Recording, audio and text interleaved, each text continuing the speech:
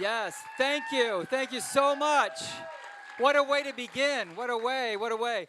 Hello, my name is Coy Middlebrook. I have the pleasure of being the director of programming for tonight's event here at the Wallace. And on behalf of our CEO, Executive Director Robert Van Leer, our truly dedicated board, and the entire Wallace team, we welcome you to the Lovelace Studio Theater.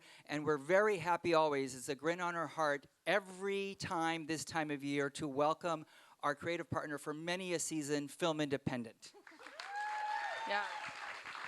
Thank you so much. I'm Kate Mason. I'm the producer of programming and events at Film Independent. Thank you to the Wallace and Thank you Coy. to you. We could do this all night. Yes, but we won't. But we won't. I also want to thank the Golden Globe Foundation, Focus Features. Yes, congratulations, Focus Features on Conclave. Yes.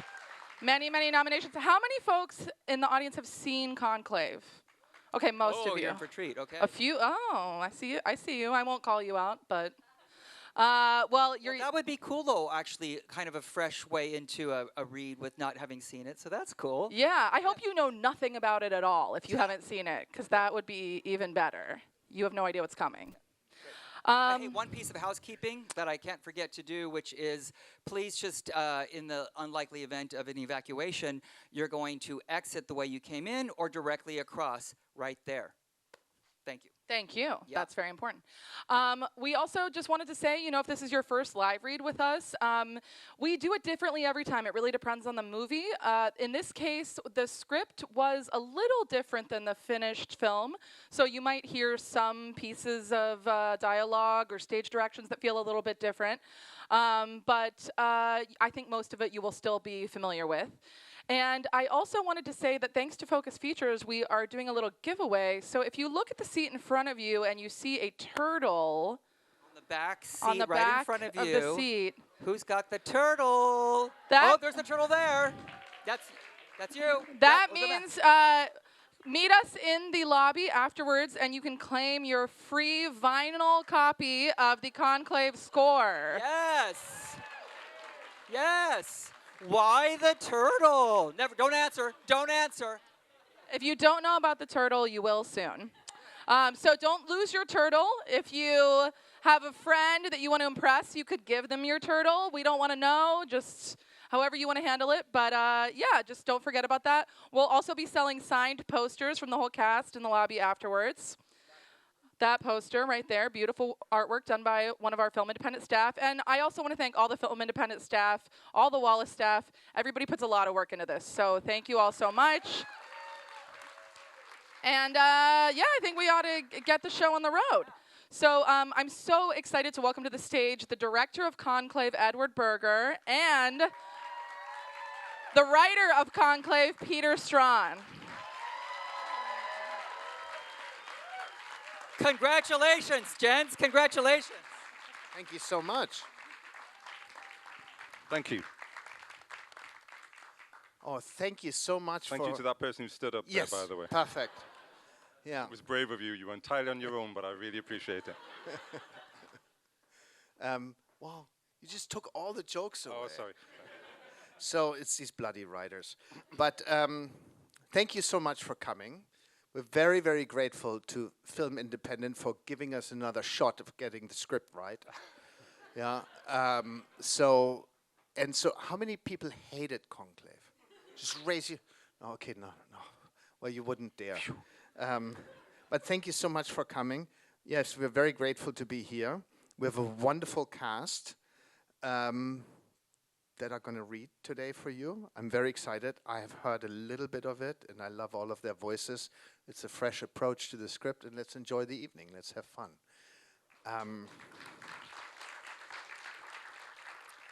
So we're going to have Jason Mantzoukas playing Wozniak and others. Thank you, Jason. Thank you. We're going to have Lionel Boyce as Cardinal Adeyemi. We're going to have BJ Novak reading Tremblay.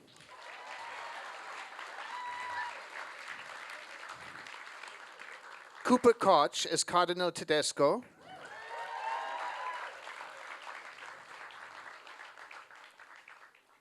Ayo Edebiri, Sister Agnes. Was that good? Okay, perfect. Brett Goldstein as Cardinal Lawrence.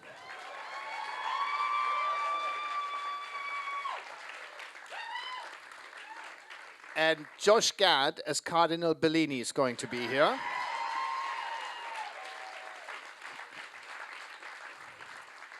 Patton Oswalt as Monsignor O'Malley.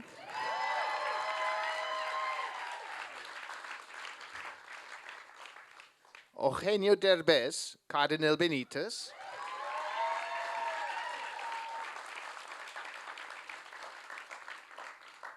And then we have one last surprise guest, a gentleman with a funny northern accent called Peter Straughan, doing That's me. reading the narrator. So I'm so grateful to Peter for having gifted me with this wonderful script. It was a pleasure to direct it. It was a pleasure to be working with him. We sat side by side for almost the entire shoot. Whenever there was no dialogue, he slept in, the lazy bastard. And I had to do the work because he's only interested in his words. But anyway, today we get to hear the words. Yeah, and but thank you so much, Peter, for this wonderful collaboration. Thank you. Can I just say, I had no idea I wrote as many stage directions until I realized I was going to have to read them out to you. So particularly the first few pages, it's just like me droning on. And if you get bored, just put your hand up and I'll skip. And just look at me, I'll go like... Yeah, just go like that. Yeah. Like you normally do. Yeah, perfect. Okay. And What? I saw someone I knew. Sorry. great. Welcome. Two friends. I thought like you wanted to say shut up. No. So, and I wanted to say thank you to all these wonderful actors for coming here tonight. Really, thank you very much for sacrificing your time and playing with us. And I'm so excited to be hearing these words as if they were for the very first time, because someone new is going to interpret them. And so, and please, everyone, enjoy it. Let's have fun with it. Thank you so much. Where do I sit?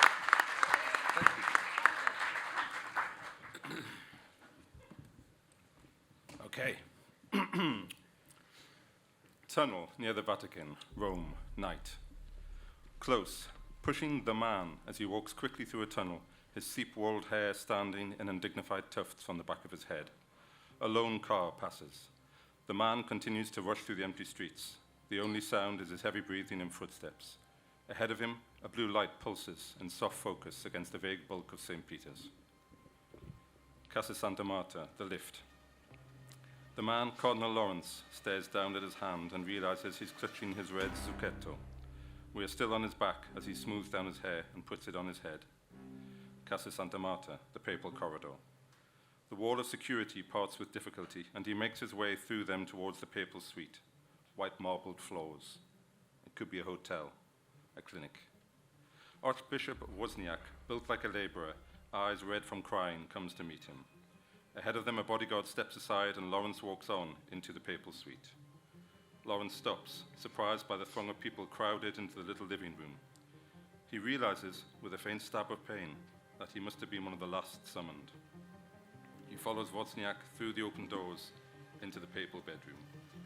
The room is almost shockingly plain, and lying on the bed, slightly propped up on pillows, lies the dead Pope. Kneeling around the bed are the three other senior cardinals of the Catholic Church, Aldo Bellini, Joseph Tremblay, and Joshua Adeyemi. The room is so small he has to step over the backs of the legs to reach the head of the bed. He stares down at the Pope, the expression of almost wry amusement on the dead man's face. Suvente Sancte Dei. Lawrence realizes they've been waiting for him to begin the liturgy and hurriedly kneels, joints creaking. Ocodiat Angeli Domini. Suscepinientes anima ius. Affrientes eam in conspectu altissimi. Suscipat te Christus, qui vocavit te et in sino Abraham angeli dedicante. As the prayer continues, Lawrence half opens his eyes. His gaze wanders around the scene before him, as if still trying to comprehend what has happened.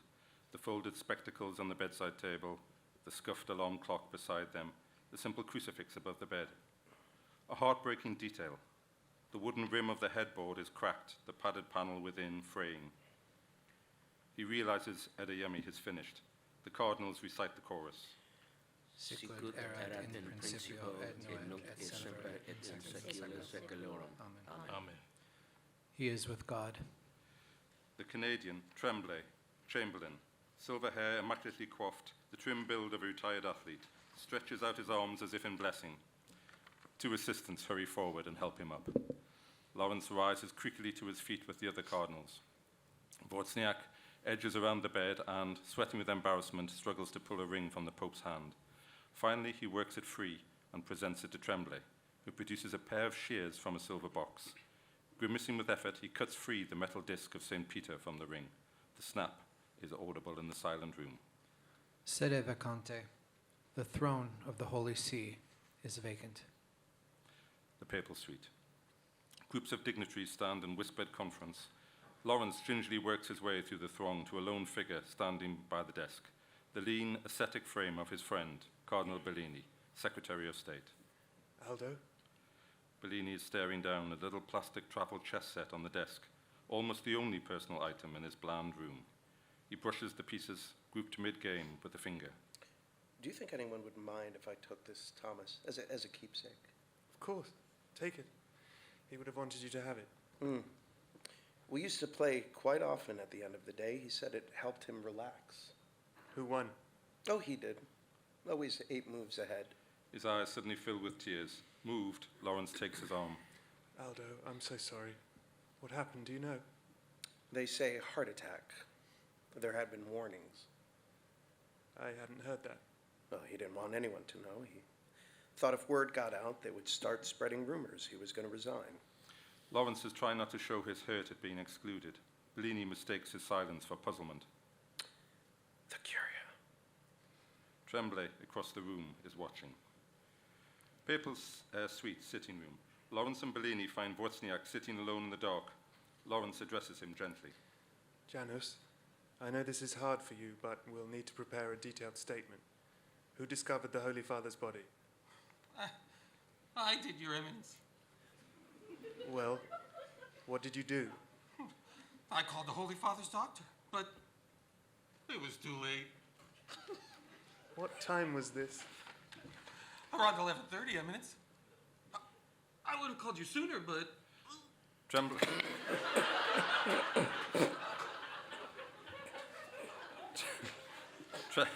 Tremblay arrives just in time at the door. Thomas, I'm so sorry. I know His Holiness had no closer colleagues than you and Aldo, but I asked Janus to hold off calling you. I wanted to ascertain all the facts. The way rumors can spread, 1.25 billion souls watching. He draws a document from his cassock. Bellini sits down next to Wozniak. I've prepared a timeline of His Holiness's last day, and these are the Holy Father's most recent medical records. Lawrence examines it. He suddenly feels the bulk of Adeyemi, Cardinal Major Penitentiary or Confessor-in-Chief, at his shoulder. Tremblay passes them more sheets. Who was the last to have a scheduled meeting with him? I believe that may have been me. I saw him at 4. Is that right, Janus, or was I the last? You were, Eminence.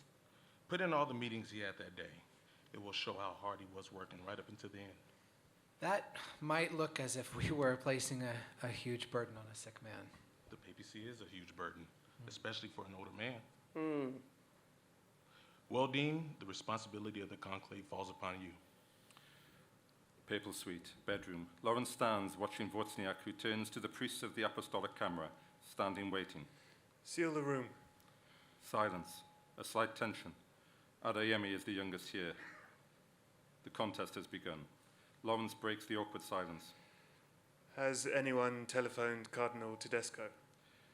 Bellini straightens, and for the first time we see that beneath the grief there is a well of anger. As a courtesy. Courtesy. What has he ever done to deserve courtesy? If anyone can be said to have killed the Holy Father, he did. I have to ring him, Aldo.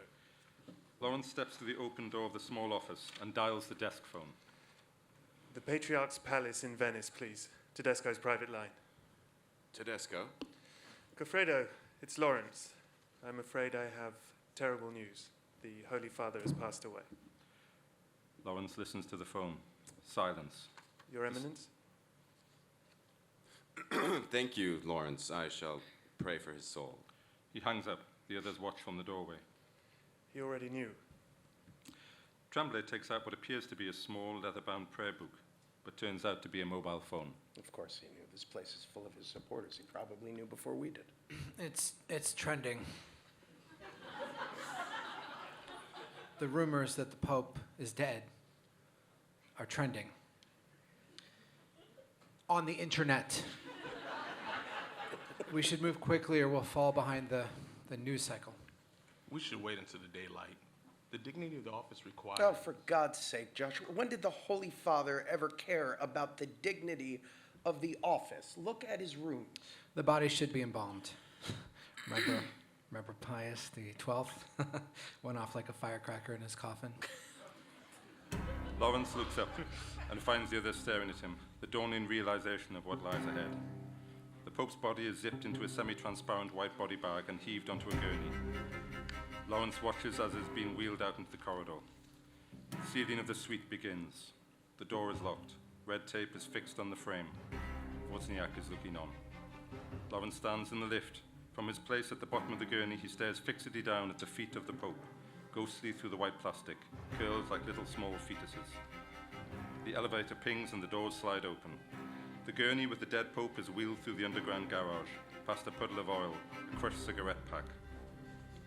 The only sound is the faint squeal of the wheels and the forbidden click of phone cameras. The sealing of the door continues, the tape crisscrossing backwards and forwards as if this were a crime scene. Wax seals bearing the coat of arms of the Cardinal Camerlengo fix the tape end to the frame. Outside, the body is loaded into the waiting ambulance. The final wax seal is put in place. As the ambulance drives off, the dead Pope in the body bag inside.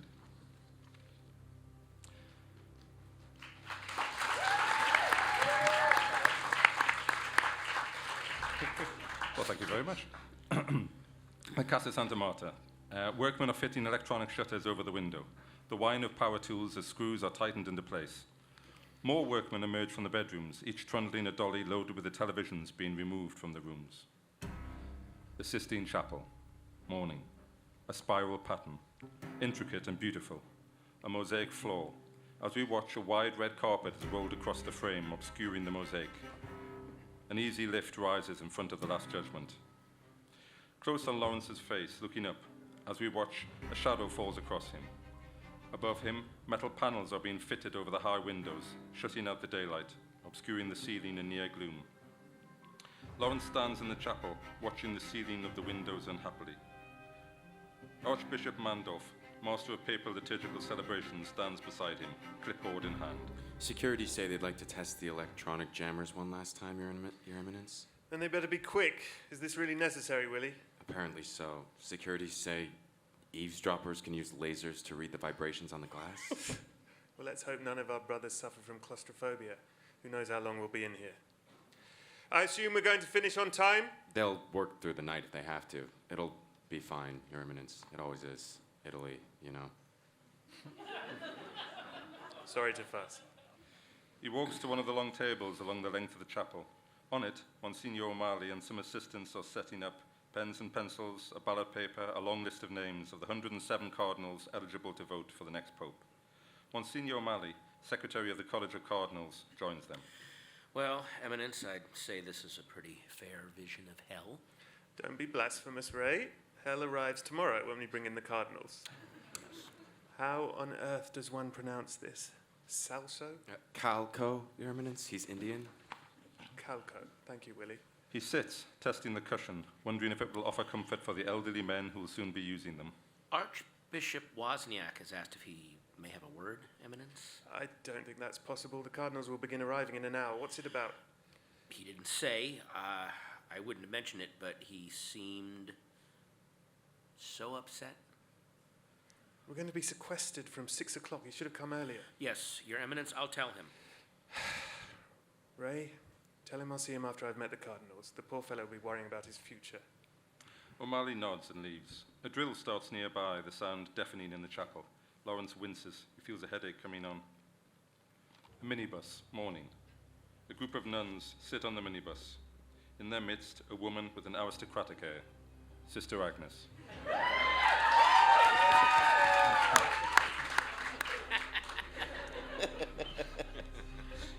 As the buses park inside the Vatican, the nuns descend and walk up to the Casa.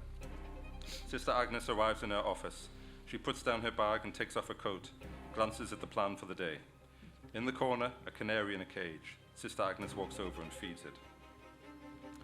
Casa Santa Marta, the courtyard. Lawrence stands wrapped in a winter coat against the cold, on the steps of the Casa, staring up at the sky. He's flanked again by O'Malley and Mandorf, other members of staff hovering beside them. For a moment, Lawrence listens to the faint sound of thousands of voices outside on the streets, drums echoing. He's talking about the group of cardinals who are now passing the gate into the courtyard, crossing towards him. They're accompanied by security guards and the clatter of their wheeled suitcases. In montage, we see the arrivals. The Africans, led by the magisterial Adeyemi, pointing out this building and that to his party like a proprietor. From the Eastern ministries, the archbishops of Lebanon and Antioch. From India, the archbishops of Trivandrum. Eminence Koch, welcome. Lawrence shakes his hand in the staircase. Back in the courtyard, Tremblay arrives at the same time as the overweight Cardinal Guttuso. He has his choir dress in a dry cleaning bag slung over his shoulder, a Nike sports bag swinging in the other. He raises both hands to indicate he cannot shake. Guttuso, in contrast, has an assistant struggling behind him with his 3 huge cases. As he waddles past, Lawrence and Tremblay exchange a look. The sky, the drone of a helicopter, either security or media, hidden from our sight by the low cloud cover.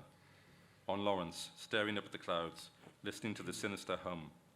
He turns back to Mandorf and O'Malley, who are waiting with him in the cold. It's getting dark now. How many is that? 103, Eminence. I wonder where Tedesco has got to. Perhaps he isn't coming. That would be too much to hope for. We can wait inside, if you prefer. No, let's get some fresh air while we still can. He notices Bellini striding towards them and descends the steps to greet his friend. Am I the last? Not quite. How are you? Oh, fairly dreadful. You've seen the papers. Apparently, it's already decided it's to be me. And I happen to agree with them. Well, what if I don't want it? No sane man would want the papacy. Some of our colleagues seem to. But what if I know in my heart I'm not worthy? You're more worthy than any of us. No, I'm not. Then tell your supporters not to vote for you. Pass the chalice. And let it go to him? How am I to live with myself if I don't try to stop him? He walks towards the Casa Santa Marta as Lawrence turns to face the newcomer, Tedesco, the patriarch of Venice. He looks like a retired butcher, broken-nosed, the physique of a bull. Apologies, Lawrence. My train was delayed in Venice. Father Tedesco, we've missed you. No doubt. But don't worry. My friends have kept me well informed. Are you well? No one is ever well at our age. How have you found your new responsibilities? You have everything under control? I believe so. Good. Now stop hovering and carry my own bag. Lawrence watches him stump onto the entrance. He offers up a quiet prayer. Heavenly Father, bless this conclave and guide it in wisdom. From above, the drone of the helicopter is heard again. Sistine Chapel, Room of Tears. Lawrence closes the door, muffling the sound of work beyond. He stands for a moment, savouring the relative peace. He finds himself staring at the throne on which the newly elected pontiff will sit. He crosses to a clothes rail and brushes a hand along the row of cellophane-wrapped papal cassocks. The door opens and Bellini slips in, closing the door behind him. Shelter from the storm. Lawrence smiles, examines one of the cassocks. Dear Lord, that's enormous. Apparently, Pope John the 23rd was too fat to fit into the biggest cassock. They had to split the seam in the back for him to get into it. He picks up a pair of shoes, slip-ons in red leather. You look tired. All this is a duty I never thought I'd have to perform. I always assumed he would outlive us all. We didn't part well. I asked for his permission to retire as dean, join an order. I have been having difficulties. What did he say? He refused my resignation, said that some were chosen to be shepherds and some to manage the farm.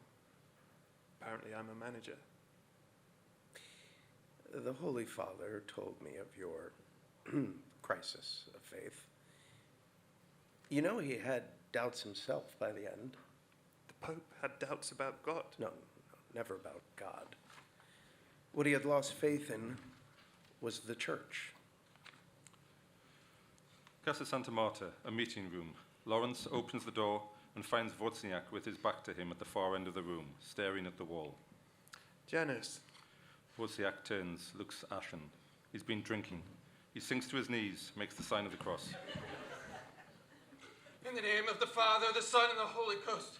My last confession was 4 weeks ago. Janus, I'm sorry, I don't have time to hear your confession. There is still so much to do. Wozniak sinks into a chair, wipes sweat from his face with trembling hands.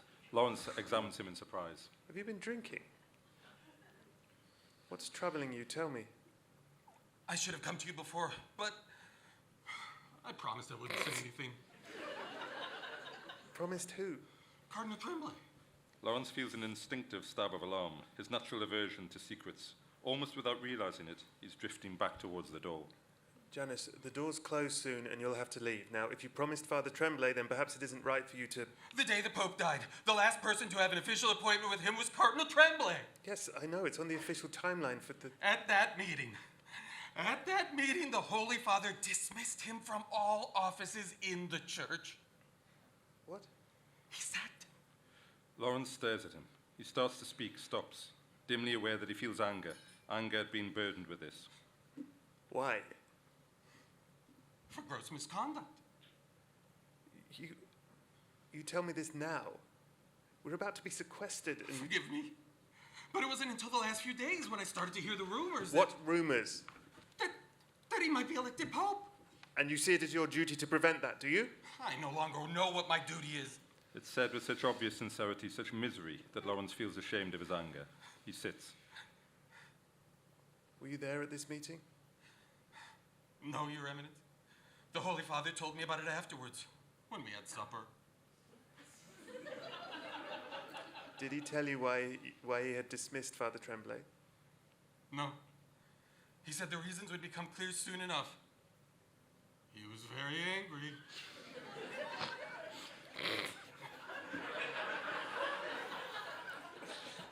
Edward? Lawrence stands pained, one word in his mind, scandal. Casa Santa Marta, the lobby. Only the ground floor is now lit like an aquarium. Lawrence stands at the entrance in the green light, watching Wozniak as he walks away. Wozniak raises a hand in awkward farewell, then walks on, as shutters rattle their way down over the windows, shutting out the world. A security guard stands close and locks the main door. It is beginning. Casa Santa Marta, the kitchens. The kitchen is crowded with nuns, busy preparing the evening meal for the 107 cardinals. Despite their number, the atmosphere is hushed, each focused on her task. The nuns are laying the tables for the evening meal. Sister Agnes inspects the placement of the silverware, correcting it with military precision. Lawrence is walking up the stairs, eager to get to his room. Behind him, O'Malley calls out from reception. Your Eminence. O'Malley hurries over. The usually cheerful Irishman looks disconcerted. He hesitates. Oh, dear God, one of them's died. What? Have we lost a cardinal? No. Your Eminence, we seem to have acquired one. I mean it literally, Eminence. Another cardinal has just turned up. Lawrence stares at him. The day's turning into a nightmare. O'Malley leads him up to the staircase. If we've left someone off the list... He was never on our lists. He says he was created in pectore. He has to be an imposter, surely. That's what I thought, Eminence, but Archbishop Mandorf has spoken to him and thinks not. O'Malley guides him up the stairs towards Mandorf, who stands with two nuns. They take in his expression and quickly glide away. What's this I'm hearing? His name is Vincent Benitez, Eminence. He's the Archbishop of Kabul.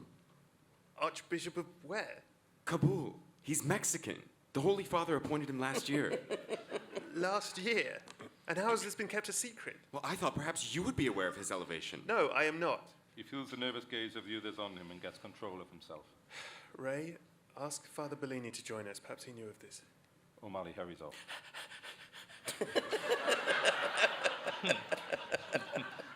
He has a letter of appointment from the Pope addressed to the Archdiocese of Kabul, which they kept secret at the Holy Father's request. You don't think he could have forged it. Where is he now? Kitchen storage. We're looking at a slim man dressed in a somewhat shabby, plain black attire with no skull cap. This is Benitez. He sits on a plastic chair, rosary in hand. Lawrence, Bellini, Mandorf, and O'Malley watch him through the glass wall of the room. A cardinal in Afghanistan. It's absurd. How many Catholics are there in Afghanistan? He was the head of the Catholic mission there until his elevation. Well, the Americans will be appalled. How could we possibly ensure his safety? Presumably that's why the Holy Father wanted it kept secret. Well, it won't be in pectore now.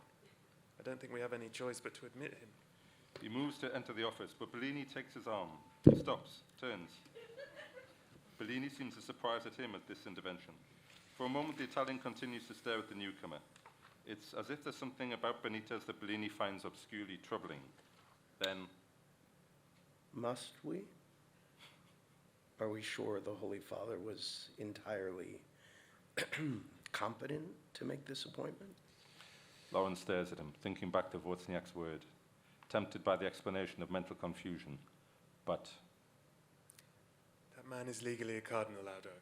He has a right to take part in the election. the Casa Santa Marta, the dining room. Close on Sister Agnes, a watchful, silent presence as ever. She monitors the nuns as they fan through the large room, running down one side of the lobby. White marble floors, tables set for dinner, the din of conversation from the assembled cardinals. It could be a business convention. Her gaze lands on the Americans seated at one table, talking loudly. Tremblay in the middle, joking and laughing with them. Lawrence takes a knife and glass and raps for attention. The room gradually falls silent, except for Cardinal Krasinski, the arch-conservative Archbishop Emeritus of Chicago, who continues speaking loudly until he is hushed by his neighbors, and adjusts his hearing aid, resulting in an electronic howl that causes them to wince. Benitez standing alone, apart. Your Eminences, before we eat, I should like to introduce a new member of our order, whose existence was not known to any of us until a few hours ago. This is because our brother was made a cardinal by a perfectly legitimate procedure known as creation in pectore. The reason why it had to be done this way is known only to God and to the late Holy Father. But I think we can guess well enough, as our new brother's ministry is an extremely dangerous one. Welcome to our order, Vincent Benitez, Cardinal Archbishop of Kabul. A general sense of mystification from his audience. He begins to applaud, and for a painful moment, he's the only one clapping. Gradually, the others join in.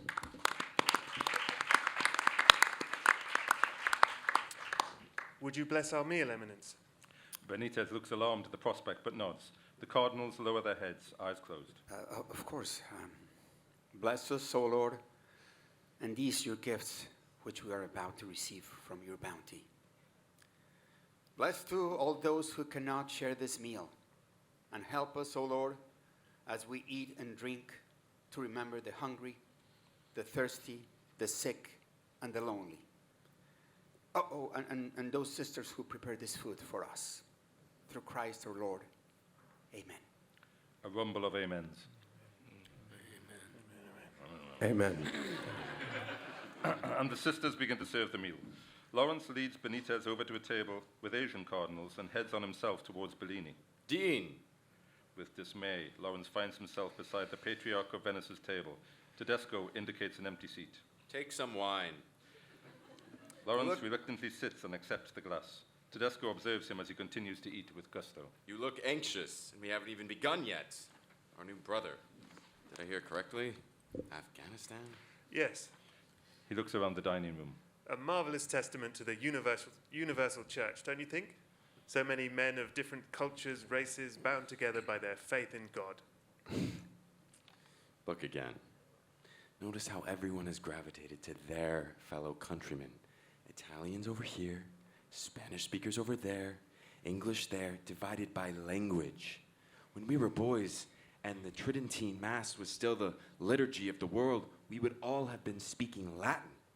But then your fellow liberals insisted we get rid of that dead language. Tedesco's fellow traditionalists at the table are staring stonily at Lawrence as if holding him personally responsible. Without Rome, without the tradition of Rome, things fell apart.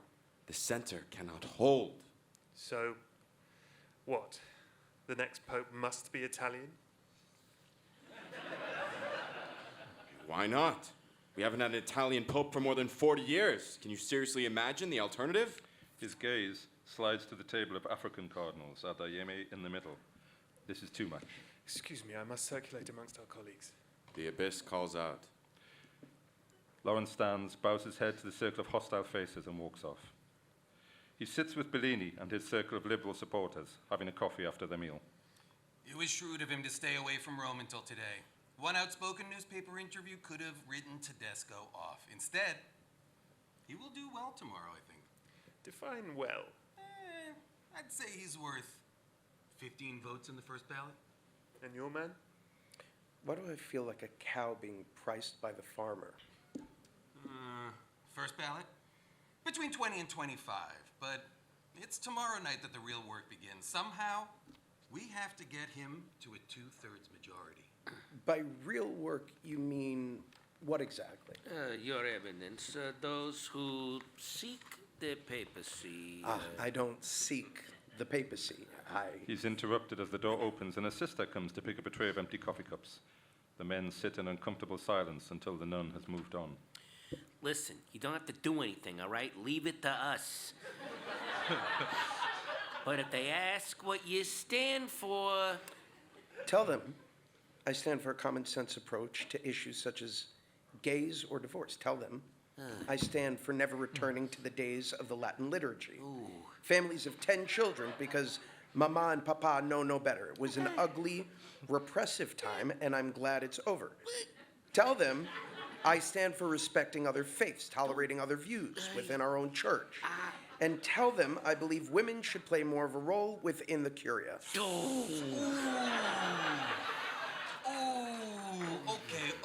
Okay. Let's not mention women. Brother, I have no intention of concealing my views or pretending to be anything other than I am in order to try and sway our number who are undecided. So, if you are going to canvass on my behalf, make sure my message is clear. Tell them that I stand for everything Tedesco does not. Now, if you'll excuse me. He stands up and leaves. Sabadin sighs, polishes his glasses. Okay, Rocco, you talk to the Americans. Villanueva, I'll leave the South Americans to you. Gianmarco, you take the Africans, and obviously no mention of women. Lawrence watches Bellini walk away, feeling a stab of pity for him. He doesn't want this. Any of it. You know that, don't you? Of course. That's why I support it. The men who are dangerous are the ones who actively desire it. Casa Santa Marta, Tremblay's room. Darkness, silence. Then a door opens, a switch is flicked, and Tremblay's room glares into light. It's a suite like the Pope's. I'm enjoying the mystery, Thomas, but I suppose you should tell me what you want to talk about? Lawrence hesitates, but the sooner he gets this over with, the sooner he can put it behind him. Your last meeting with the Holy Father. Uh-huh. What about it? I've been told it was difficult. Was it? Difficult? No, not that I can recall. I'm sorry to have to ask this, Joe, but to be specific, I was told that the Holy Father demanded your resignation. That's absurd. I don't know. Who told you? Archbishop Wozniak. Why would he say such a thing? So there isn't any truth in the allegation? God, no, of course not. It's absurd. You don't think... I had to ask. No, I understand, of course, but no. You can ask Monsignor Morales. He was at the meeting. I would, but at the moment we happen to be sequestered. Tremblay shakes his head, walks to the coffee machine. Can you think of any reason why Archbishop Wozniak would circulate such a story? I can't. I really... Coffee? I'm shocked. He told you this himself? Lawrence nods. Tremblay shakes his head again, raises a baffled hand. He collects his coffee, stares at it. Do you think... What? The drinking?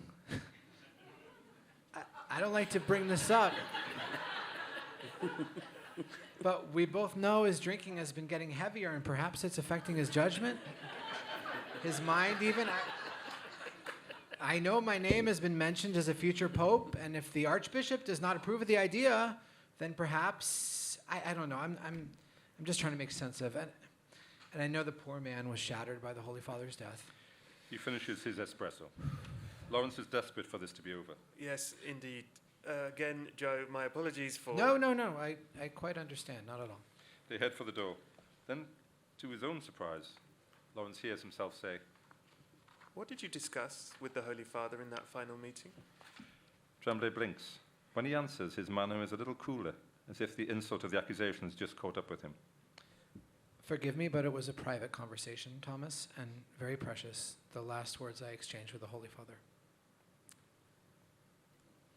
I quite understand. Tremblay opens the door in silence, awaits for Lawrence to step out of the room, then switches off the lights, plunging us into darkness. The Casa Santa Marta, corridor. Lawrence walks down the corridor to his room and finds Adeyemi approaching from the other end. He raises a hand in greeting. Both stop at the midpoint of the corridor. We're neighbors, Joshua. It seems so. They stand smiling, slightly awkwardly, key cards in hand. I thought a little more work on my homily for tomorrow. Ah, yes, of course. I look forward to it. I understand the trick is to offend no one. They nod to each other and both go into their room. Lawrence's room. Lawrence sits back to us, hunched over the small desk, staring at the shuttered window in front of him, lost in thought. From the next room, through the thin walls, he hears the sound of coughing, toilet flushing.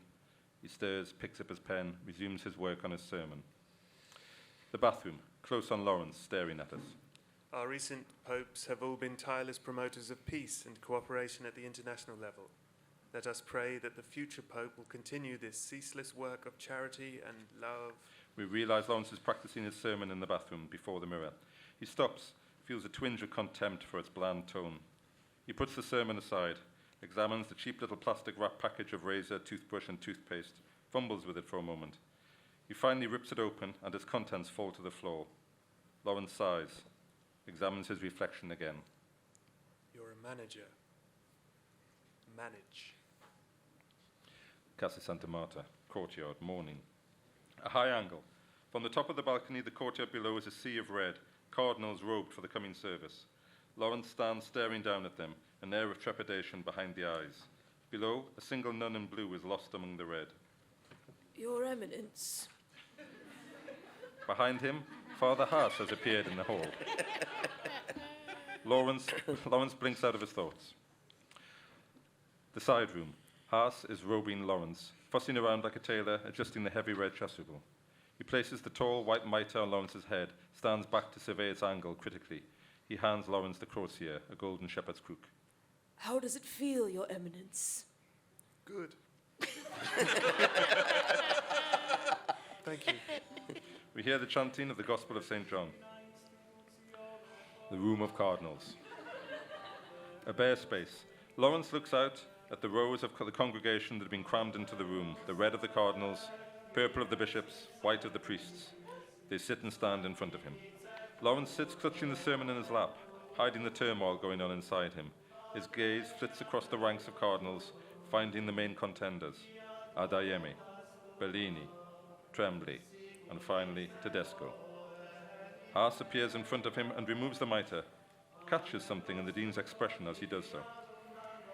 Are you well, Your Eminence? I'm fine. The choir comes to an end. Okay.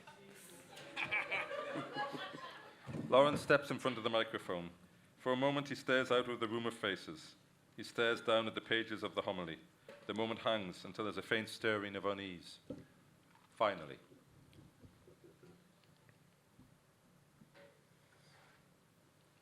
Dear brothers in Christ, at this moment of great uncertainty in the history of the Holy Church, we must think first of the late Holy Father, whose brilliant pontificate was a gift from God.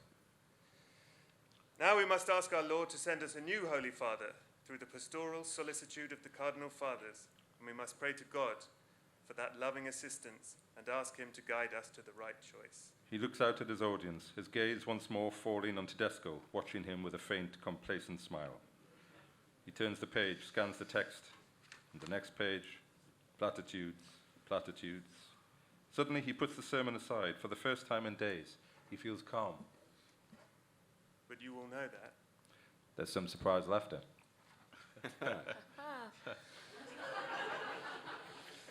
Let me speak from the heart for the moment. And now there's a definite stirring of alarm amongst the cardinals. St. Paul said, "Be subject to one another out of reverence for Christ. To work together and grow together, we must be tolerant." The room is entirely silent now. Outside the room, Sister Agnes and a few of the nuns are silently listening to Lawrence's speech. St. Paul said that God's gift to the church is its variety. It is this variety, this diversity of people and views that gives our church its strength. In the course of a long life in the service of our mother, the church, let me tell you that there is one sin I have come to fear above all others: certainty. Certainty is the great enemy of unity. Certainty is the deadly enemy of tolerance. Even Christ was not certain at the end. Dio mio, perche mi hai abbandonato? My God, why have you forsaken me? He cried out in his agony at the 9th hour on the cross. Our faith is a living thing, precisely because it walks hand in hand with doubt. If there was only certainty, and if there was no doubt, there would be no mystery, and therefore no need for faith. Let us pray that God will grant us a pope who doubts. Let him grant us a pope who sins and asks for forgiveness and carries on. He looks out over the cardinals and sees they are unified by a single emotion: shock. Lawrence is led by Haas and some assistants through the courtyard, crowded with cardinals. He feels their eyes upon him. In a side room, Lawrence stands, being disrobed by Haas and the assistants. None of the younger men can look him in the face. O'Malley arrives, holding the discarded sermon.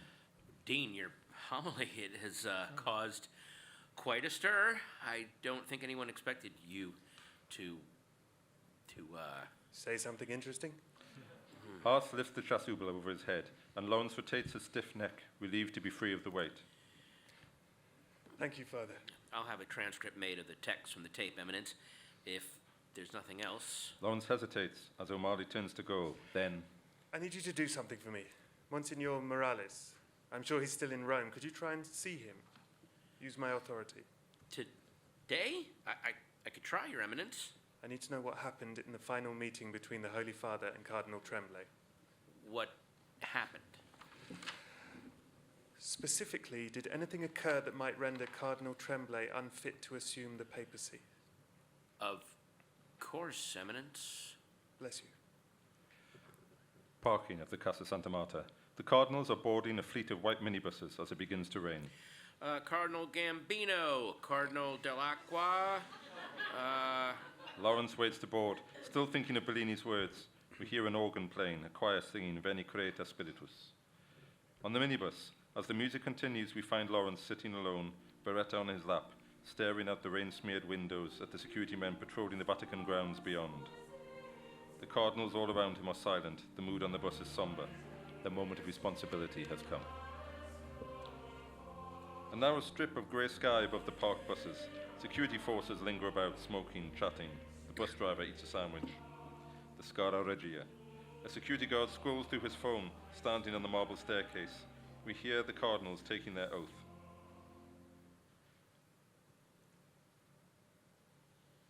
No one was given the part of Guerini. I, Antonio Cardinal Guerini, do promise, pledge and swear, so help me God and these holy gospels which I touch with my hand.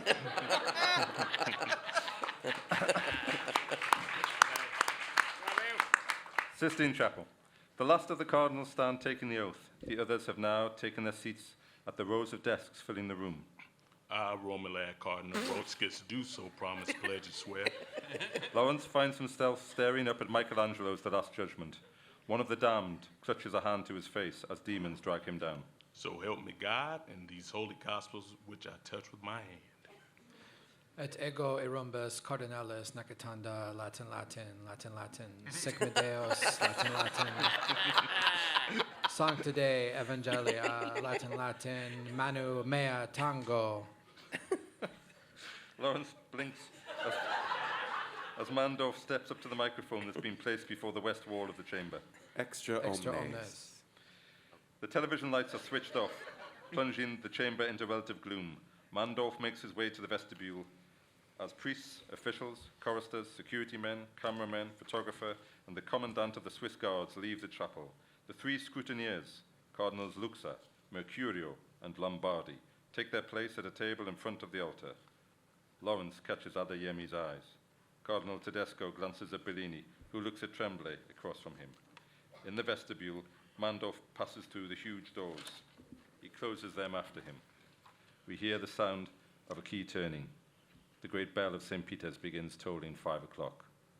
The conclave has begun. Lawrence walks to the microphone. Cardinal brothers, we will now proceed to the first ballot.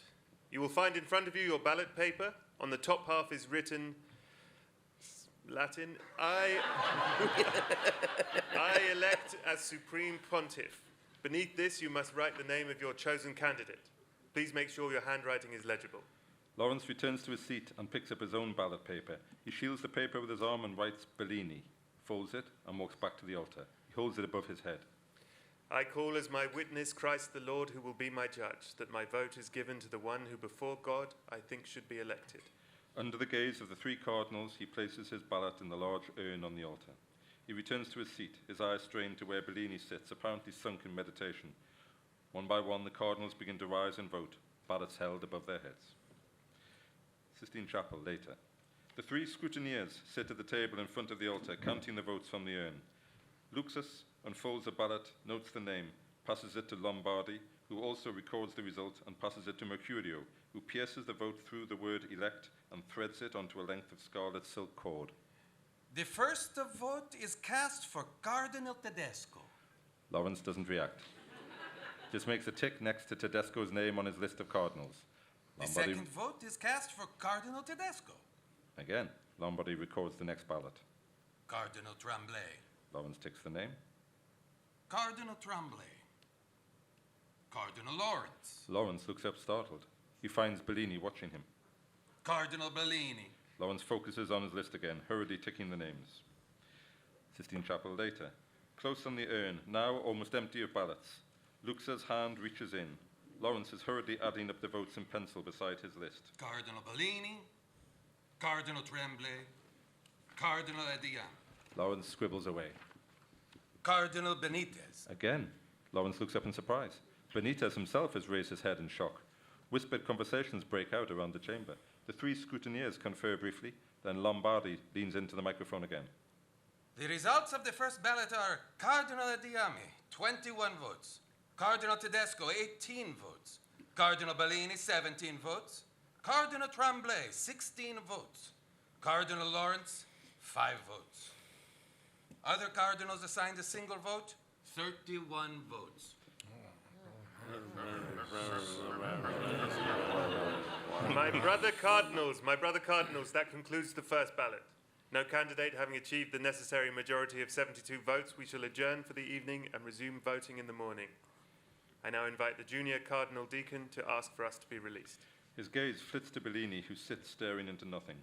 Guarini walks to the back of the chapel and knocks on the doors. Aprite le porte! Aprite le porte!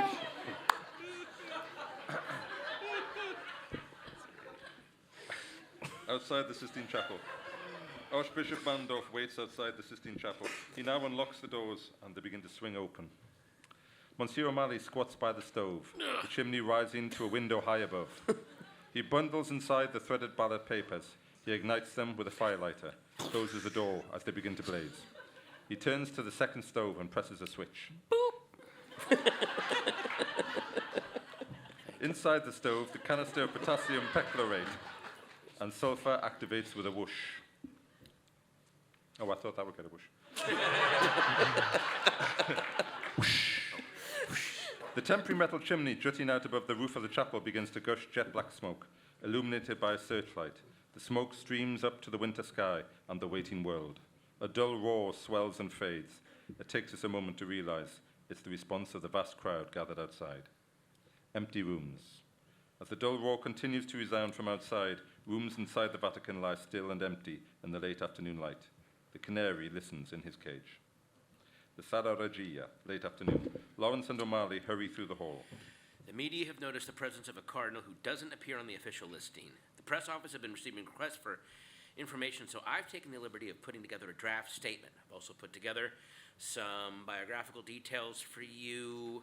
Ministries in Veracruz, the Congo, established a hospital for female victims of the genocidal sexual violence during the First and Second Wars, then Baghdad, and finally, the mission in Kabul. There was some question of his resigning on health grounds, but apparently the Holy Father convinced him to continue. He certainly served his ministry in some terrible places. On health grounds? Look into that, will you, Ray? Kind of thing the press like to get hold of. Lawrence glances back at the security man who follows them at a discreet distance. And the other matter? The two men descend the stairs, dwarfed by the vast sweep of white marble. Another security man waits below them. I spoke to Monsignor Morales. He was emphatic that he knows of no reason why Cardinal Tremblay should not be Pope. Lawrence nods, but wonders why he does not feel any relief. Thank you. They pass the security guard, who turns and whispers into his sleeve. When they are safely past, O'Malley hesitates, then... However, will you forgive me if I say that I did not entirely believe the good Monsignor? He was just so emphatic. My Spanish is quite poor, and I may have accidentally given him the impression that you had seen a document that contradicted that. And he said, you weren't to worry about that. His exact words were, el informe ha sido retirado. A report? A report on what? That I couldn't say, Eminence. They walk on towards the Cotil de Mascialo and the waiting minibus. On the minibus, Lawrence is last on the bus, and the only seat still available is at the front near Sabadan. Reluctantly, he sits down across the aisle from him. For a moment, the two sit in silence, Sabadan staring out of the window. Then... Third place. Not what we'd hoped. Your sermon didn't exactly help us. And your 5 votes? With the greatest respect, Thomas, you have far too little support to emerge as a serious candidate. There hasn't been an English pope for 1,000 years. My position is an embarrassment to me. If I find out who my supporters are, I'll plead with them to vote for someone else. And I'll tell them I'll be voting for Bellini. Okay, all right. That's 5 votes coming to us, which takes us to 22. All the candidates who received 1 vote today will fall away. That leaves 31 votes available. We simply have to pick up most of them. Uncomfortable, Lawrence glances at the driver's face in the rearview mirror, trying to gauge if he's been listening. Vatican grounds. He walks down a flight of stairs to approach Benitez, who is gazing into a pool of swimming turtles. The Holy Father's turtles. He was very fond of them. A gift from Angola. I thought for a moment I was imagining them. I love them. They're so clever. Well, here they keep escaping and being run over. We should go back. The evening curfew. Lawrence and Benitez walk back towards the casa. How are you bearing up? Your health? My health is excellent. Thank you. Oh, I only meant, have you recovered from your journey? I have indeed. Good. And I noticed in the Sistine that you found someone to vote for? Yes. I voted for you. Forgive me, am I not supposed to say? No, it's not. I'm honored, but my dear Vincent, may I call you Vincent? Yeah. I'm not a serious candidate. My vocation lies in a different... He struggles to think of a suitable term, then finds himself, to his own surprise, continuing.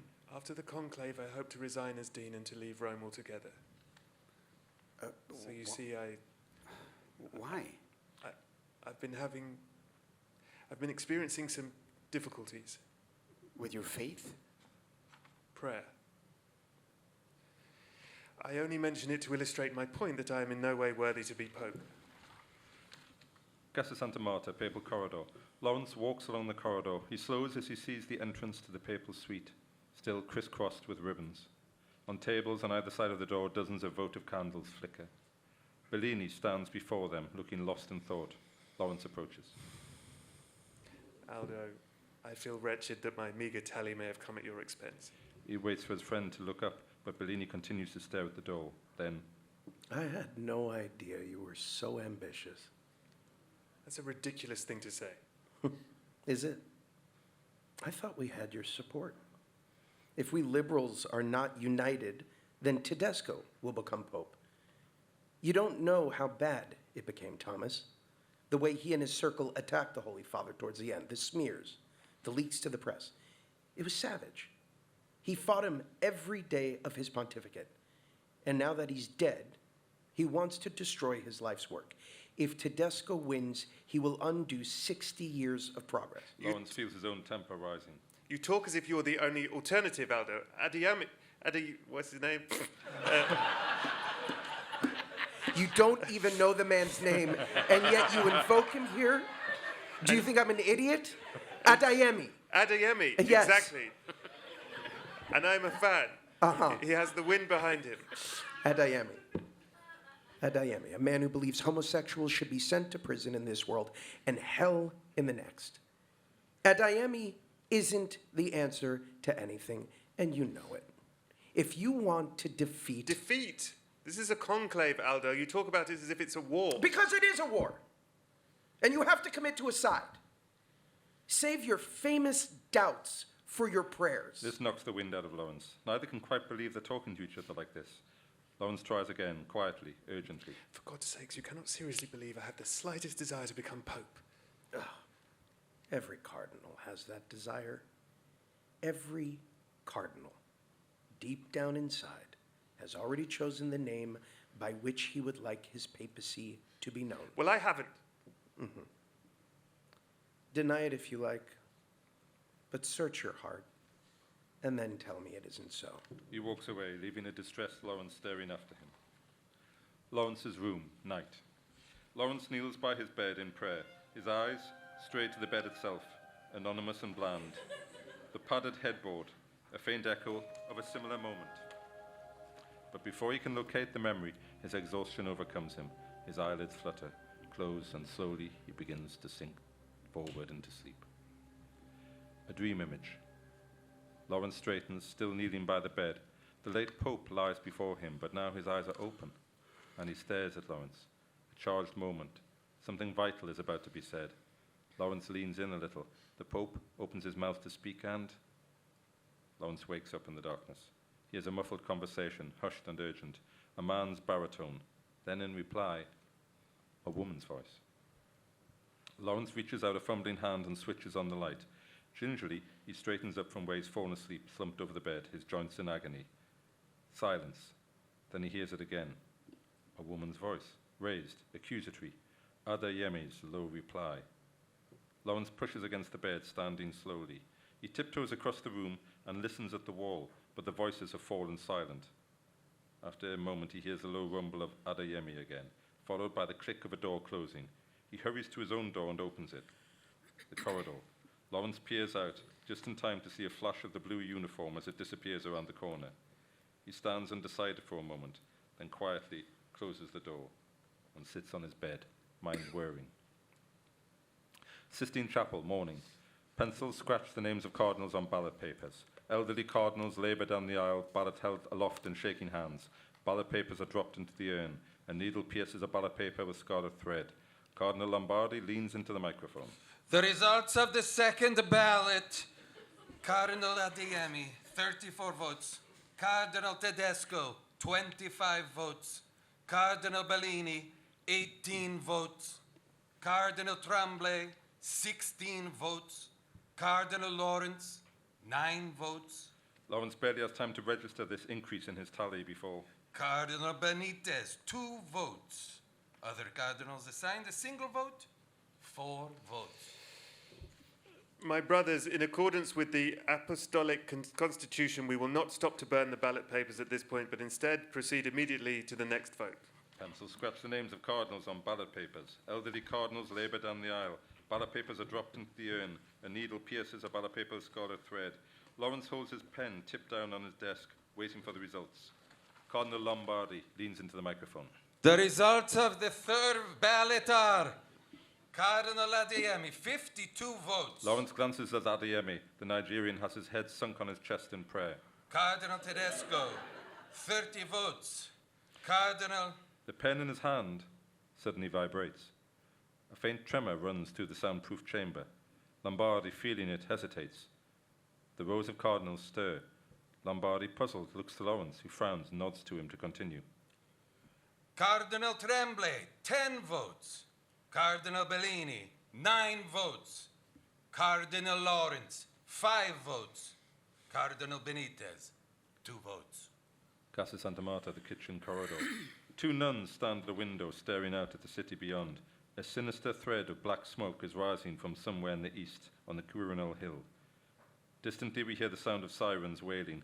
One of the nuns clasps her hand and begins to pray in a low, urgent murmur. Sister Agnes appears behind them.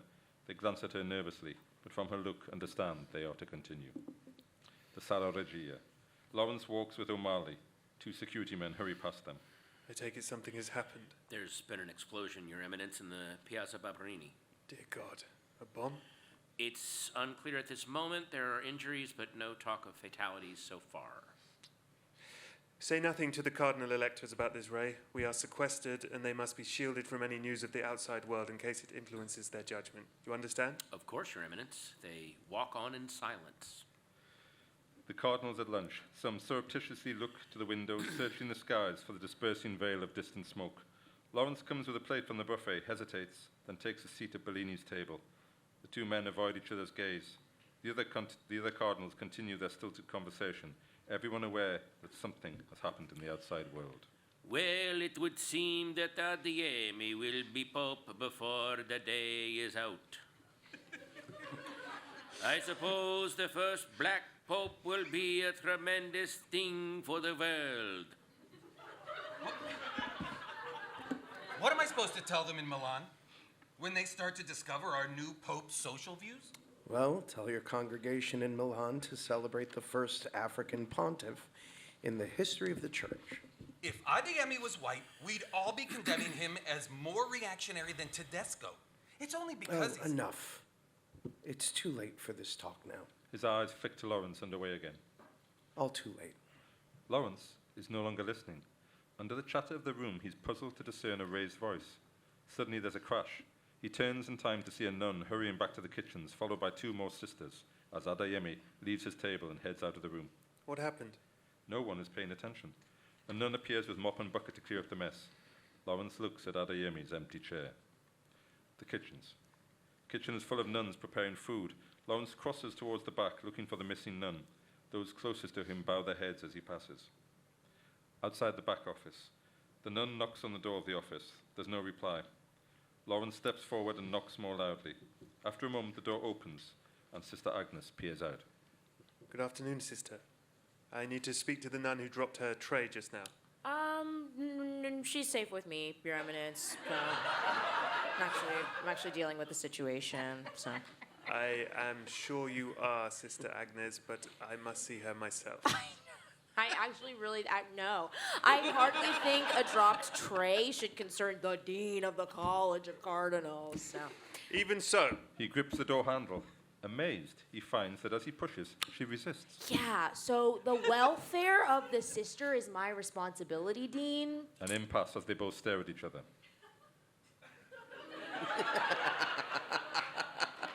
And this conclave is mine.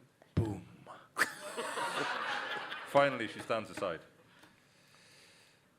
The nun, a plump middle-aged Nigerian woman, sits in the corner of the office. She stands as Lawrence enters. Please sit, my child. My name is Cardinal Lawrence. How are you feeling? She's feeling much better. Could you tell me Her your name? name is Shinumi. Please do sit down.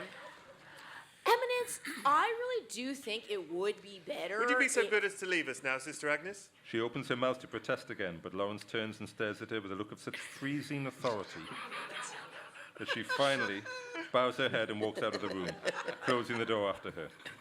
Lawrence sits facing Sister Shinumi. Sister Shinumi, I want you to understand, first of all, that you are not in any sort of trouble. The fact of the matter is I have a responsibility before God to make sure that the decisions we make here are the right ones. Now, it's important that you tell me anything that is in your heart. and that is troubling you insofar as it relates to Cardinal Adeyemi. Can you do that for me? Even if I give you absolute assurance that it will go no further than this room. Again, she shakes her head. Lawrence sits at a loss. Then, inspiration strikes. He leans towards her again. Would you like me to hear your confession? Casa Santa Marta, the corridor. Tracking with Lawrence as he walks determinedly down the corridor, he reaches the door of Adeyemi's room, the room next to his own, and knocks. After a moment, Adeyemi opens the door, drying his face. I'll be ready in a moment, Dean. He walks back into the room. Lawrence hesitates and follows him. Adeyemi is in the bathroom. We hear the steady stream of urination, followed by the flush. He walks out, buttoning his cassock. Seems surprised to find Lawrence there. Shouldn't we be leaving? In a moment. Okay, that sounds ominous. If this is about the incident downstairs, I have no desire to talk about it. He turns from the mirror and walks past Lawrence into the room. No, I'm the victim of a disgraceful plot to ruin my reputation. Someone brought that woman here and staged this melodrama. She never left Nigeria before, and suddenly she's here in the Casa Santa Marta? With respect, Joshua, how she came here is secondary to the issue of your relationship with her. I don't have no relationship with her. I hadn't set eyes on her for like 30 years until she turned up outside my room last night. Okay, it was a lapse, Dean, just a lapse. Let God grant us a pope who sins and asks for forgiveness and carries on. Those are your words. And the child?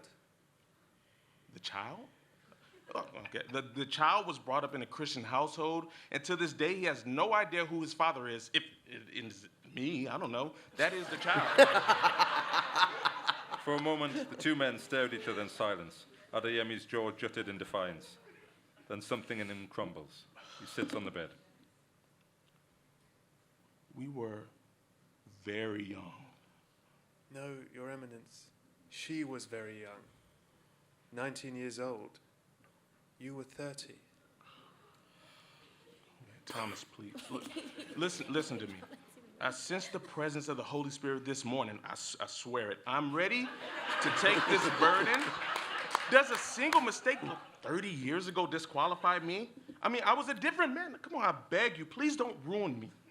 Joshua, the thought is not worthy of you. The woman will not speak of this to protect her son, and I am bound by the vows of the confessional. So, I still have hope? Lawrence hesitates, hating this duty. He steps closer, taking Adeyemi's hand in his. No, Joshua. There is no hope. After such a public scene, there will be rumors, and you know what the courier is like. Nothing terrifies our colleagues more than the thought of yet more sexual scandals. Adeyemi's eyes pricked with tears. I am more sorry than I can say. You will never be Pope. He bends closer, grips the Nigerian's hands tighter. But you are a good man, and you will find a way to atone. A long beat. Adeyemi nods blindly, disengages his hands to wipe his eyes. He breathes, gathers himself. Will you pray with me? Lawrence holds out a hand, helps the Nigerian sink to his knees, and joins him. They pray. Vatican Gardens. A high angle watching the tiny figure of Lawrence below us, walking through the formal geometries of the gardens. He joins Nakitanda and his two colleagues on a seat. We watch them talk for a moment. Nakitanda drops his head in dismay. The Sistine Chapel. The fourth and fifth ballots in progress. We're watching Adeyemi walk down the aisle, his ballot held high in his hand. He passes the seats of the African cardinals who, to a man, avert their eyes. He reaches the microphone. I call as my witness Christ the Lord, who will be my judge, that my vote is given to the one who before God I think should be elected. Lawrence sits marveling at the man's dignity in the face of his ruined life. He turns back to his own ballot paper, a beat. Reluctantly, he writes, Bellini. Cardinals shuffle down the aisle, ballots held up in shaking hands. Ballots are dropped into the urn. High above, the Last Judgment lies, cloaked in darkness. Sistine Chapel later. Cardinal Lombardi is reading the results. The results of the fifth ballot are Cardinal Tremblay, 40 votes. The Canadian bows his head and places his hands together as his colleagues twist in their seats to examine the new front-runner. Cardinal Tedesco, 34 votes. Cardinal Bellini, 13 votes. Cardinal Lawrence, 11 votes. Cardinal Adeyemi, 6 votes. You can feel the electric tension in the room now. It's a staggering hemorrhage of Adeyemi's followers. In a sea of scratching pencils, the Nigerian sits staring at the wall ahead as if oblivious. Cardinal Benitez, 4 votes. Lawrence sits horribly aware of being the object of curiosity for the cardinals around him, who are registering his increased share of votes. He can't stop himself looking to Bellini and finds the cardinal's cold gaze upon him. My brothers, that concludes the 5th ballot. No candidate having achieved the necessary majority, we shall resume voting tomorrow morning. Later, the chapel is emptied. O'Malley bundles the ballots into the stove and burns them. He crosses the vestibule and turns to where Lawrence sits in the chapel, lost in thought, picks up his clipboard of notes. Yes, Ray? The incident this morning, Your Eminence. I have more information if... No, Ray, I too must be shielded from any knowledge which could act as an interference in the process of this conclave. Of course, Eminence. Anything else? Cardinal Benitez, his health problems. He was issued with a return ticket to Geneva, paid for from the Pope's own account. I checked the visa application. The purpose of travel was given as medical treatment. Anyway, whatever it was, it can't have been serious. The tickets were canceled. He never went. All right, thank you, Ray. Forgive me. I know you said we should forget the matter of the withdrawn report, but I wondered, in light of Cardinal Tremblay's present position, I could see if there was anything more I could find out. I'm not a witch hunter. It isn't my job to go hunting for secrets in my colleagues' pasts. O'Malley nods, taken aback. Nope. Lawrence relents, touches O'Malley's wrist. I'm sorry, Ray. No more investigations. I think we've heard enough secrets. Let God's will be done. Good night, then, Your Eminence. Lawrence's room, night. Lawrence sits on his bed, struggling to unlace his shoe. He manages to remove one, has to pause to regain his breath. A knock at the door. He crosses and opens it to reveal Bellini and Sabadin outside. Thomas. The back stairs, night.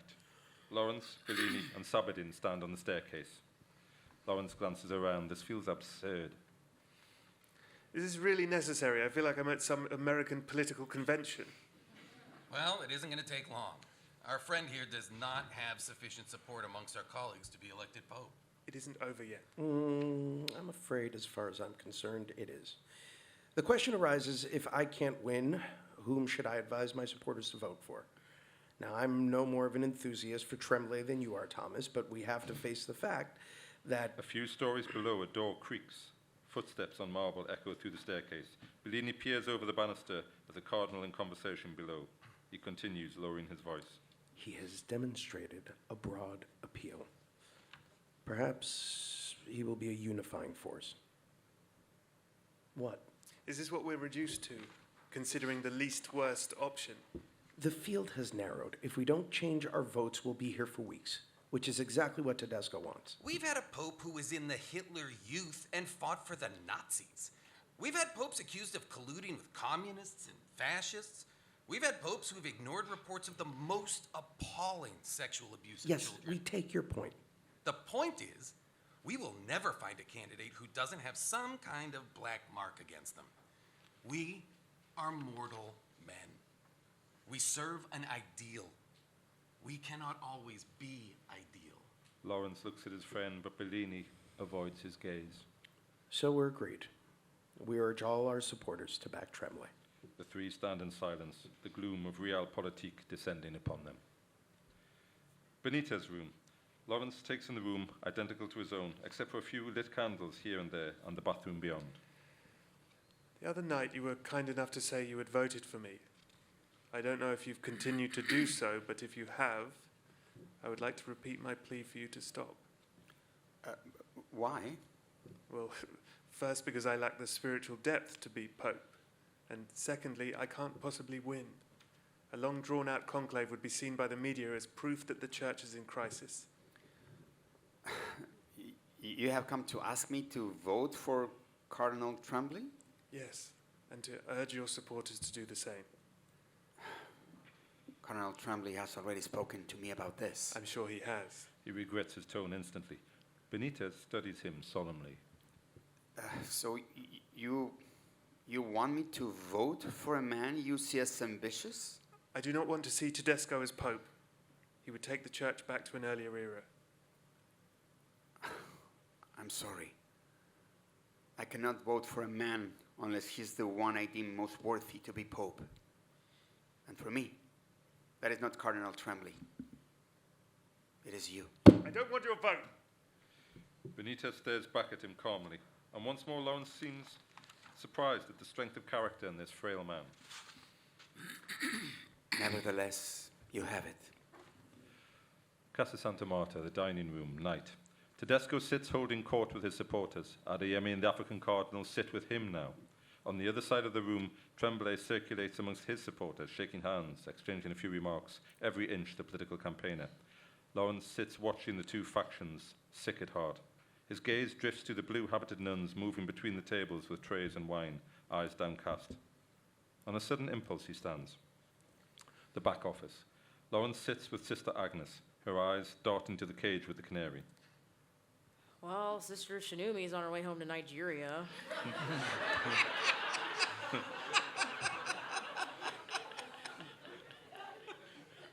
There was a flight to Lagos this evening, so I just thought it was best for everyone if she was on it. How did Sister Shinumi come to be in Rome? Yeah, I received notification from the office of the Superiors General that she would be joining us, and the arrangements were made in Paris. You should ask the Rue de Bac, Your Eminence. I would, except that, as you know, I am sequestered for the duration of the conclave. Okay, then you can ask them afterwards. This information is of value to me now. Sister Agnes stares at him, her indomitable gaze. I know you were close to the late Pope. When I tried to resign as Dean, the Holy Father wouldn't let me. I didn't understand why at the time, but now I think I understand. I think he knew he was dying, and for some reason he wanted me to run this conclave. And that is what I'm trying to do. For him. She stares at him in silence for a moment. Then she puts on her glasses and turns to the computer on the desk. She types rapidly.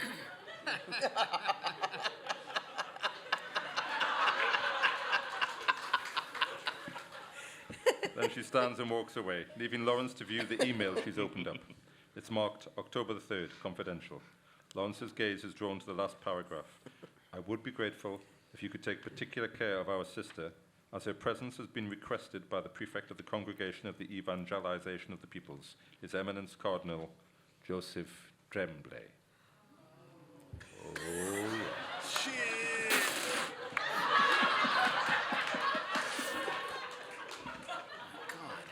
Lawrence stares at the name. Courtyard corridor. The corridor is empty and is in semi-darkness. Tremblay and Lawrence stand in the light of the fluorescence, their breath pluming in the air. I know you enjoy mystery novels, Thomas, but this is... I want you to withdraw your name from the next ballot.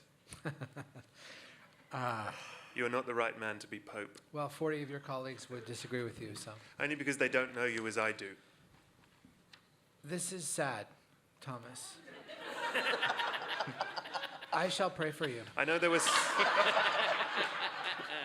some kind of report into your activities. I know the Holy Father raised the matter with you hours before he died and that he dismissed you from all your posts. And I know that somehow you discovered Adeyemi's surrender to temptation 30 years ago and arranged for the woman involved to be brought to Rome with the express intention of destroying Adeyemi's chance of becoming Pope.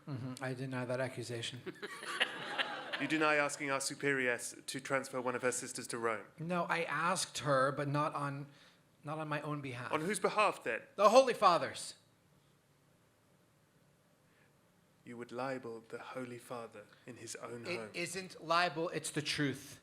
The Holy Father gave me the name of a sister and asked me to make a private request to bring her to Rome. I had no idea why. And you should be careful, Thomas. Your own ambition has not gone unchecked, unnoticed. This might be seen as a tactic to blacken the name of a rival. That is a despicable accusation. Is it? I wonder if you really are so very reluctant to have the chalice passed to you. I shall pretend this conversation never took place. But it has taken place! Across the courtyard, a security man smokes a cigarette. Alone in the dark, Lawrence feels his uncomfortable gaze upon him. Papal corridor. At the end of the corridor, the lift doors open. A silhouette appears in the hall. Lawrence silently walks down the empty corridor. In front of the papal suite, the votive candles flicker in their red glasses. The locked door is still crisscrossed with red ribbons. Lawrence stares at the door, building up his courage. Then he takes Sister Agnes's passkey and unlocks the door. He hesitates, then pushes it open, the wax seals cracking free and the ribbons fluttering down. Lawrence steps into the papal suite. He fumbles on the light, stares around the familiar plain room, the few simple items of furniture, the blue scalloped sofa and matching armchairs, the coffee table. Lawrence sits at the desk, takes the briefcase on his knee and opens it. Inside is an electric razor, a tin of peppermints, a battered copy of The Imitation of Christ by Thomas à Kempis. An ancient bus ticket acts as a bookmark. He opens the book and finds a passage underlined. At the day of judgment, we shall be not asked what we have read, but what we have done. Lawrence stares at the words. They feel like encouragement, a command almost from the late Holy Father. He searches the Pope's desk, rooting through the drawers, an empty spectacles case, a plastic bottle of lens cleaner, a box of aspirin, a calculator, rubber bands. He freezes, hearing footsteps approach. In the corridor outside, Sister Agnes is walking down the corridor. She slows, seeing the broken seals of the papal suite and the light showing beneath the door. She stops, listening. The light below the papal suite door switches off. Inside, Lawrence stands by the light switch in the darkness, practically holding his breath, aware that someone is just on the other side of the door. Outside, Sister Agnes hesitates, her hand on the door handle, considering who the intruder could be. And suddenly, she is certain that it's Lawrence on the other side. A strange moment of connection. And two nuns cross the corridor behind her, deep in conversation, breaking the silence. Agnes straightens up again and walks on down the corridor. Inside, Lawrence waits in the dark, listening to her footsteps recede. Then he switches the light back on. The papal bedroom. Lawrence enters, silhouetted in the door frame. The bed has been stripped. He opens the wardrobe. The simple closet has been emptied of everything except two ghost-like cassocks that hang from the rail. The sight of them makes his heart ache. He turns to the bedside cabinet, kneels carefully, and checks the small drawer, but it's empty. On top of the cabinet lie the late Pope's spectacles and the alarm clock, just as they were on the night the Pope died. The sight of them finally undoes Lawrence, and he leans his elbows on the bed, his face in his hands, and is racked by a fit of dry sobbing.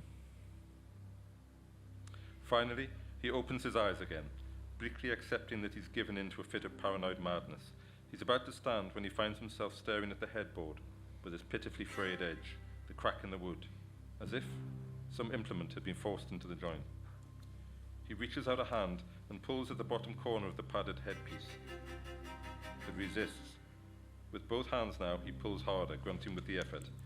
The headboard inches out from its frame. The material on the inside edge, normally hidden, has a frayed 6-inch slit down it. Tentatively, Lawrence slips his fingers into the padded interior. When he withdraws them, he's holding several folded sheets of paper. The upper corridor. Bellini opens his door and blinks at Lawrence. Inside Bellini's room, night. Lawrence stands sipping a glass of water. Bellini sits on the bed, reading the sheets of paper.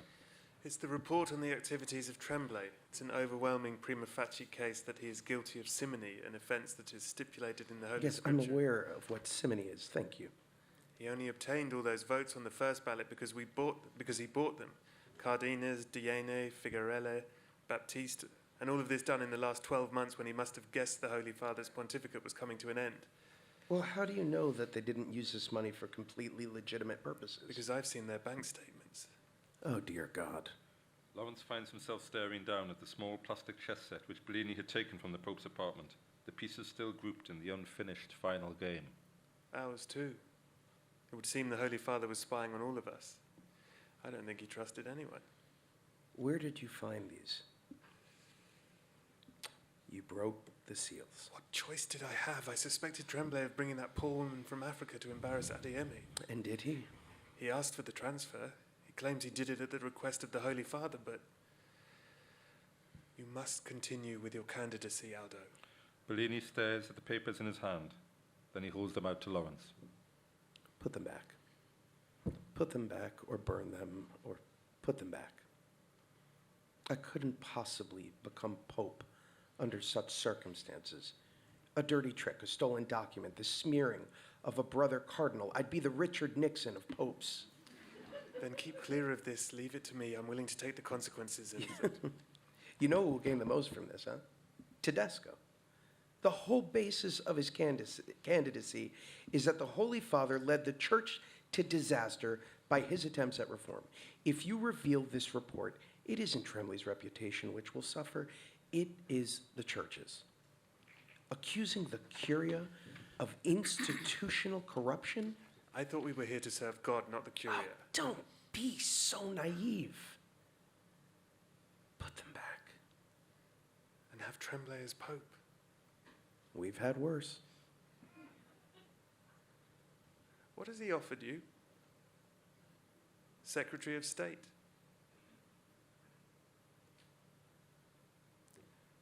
Five times I cast my ballot for you, Aldo. But I was wrong. You lack the courage required to be Pope. The Casa Santa Marta, security gate, early morning. Dawn.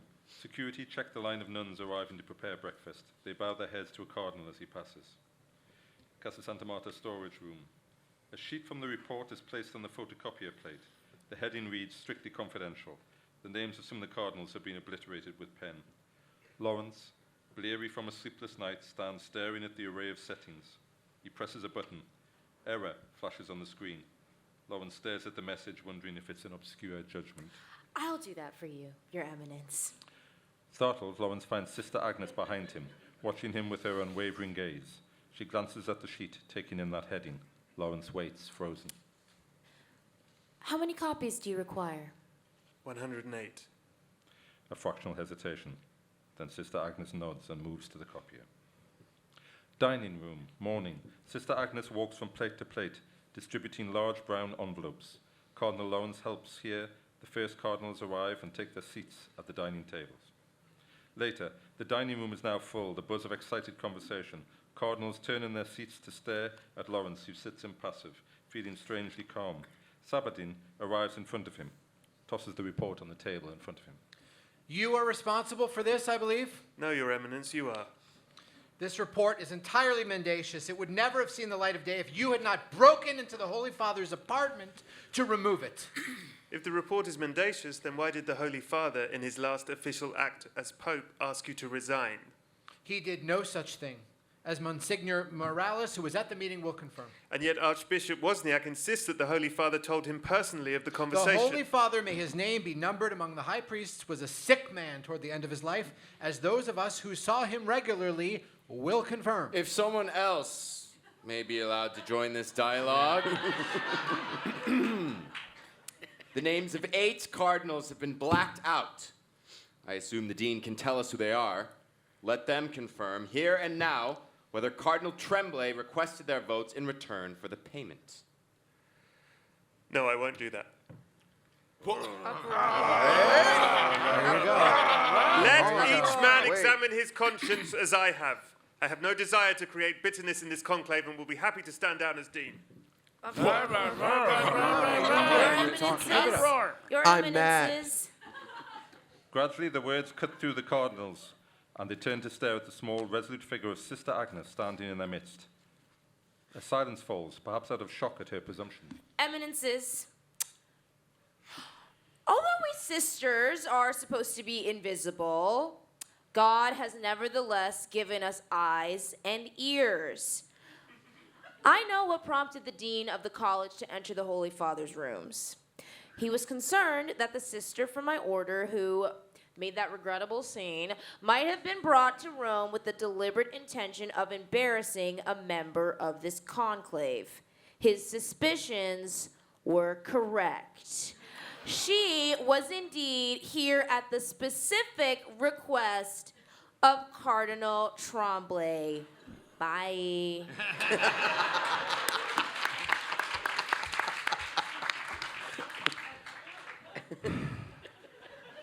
My brothers, It's true, the Holy Father asked me to. I had no knowledge of who she was, I swear to you.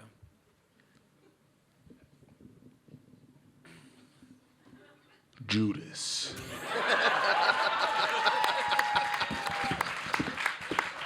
He turns and walks out, and Tremblay finds the cardinal staring at him, stony-faced. Tedesco hits his face.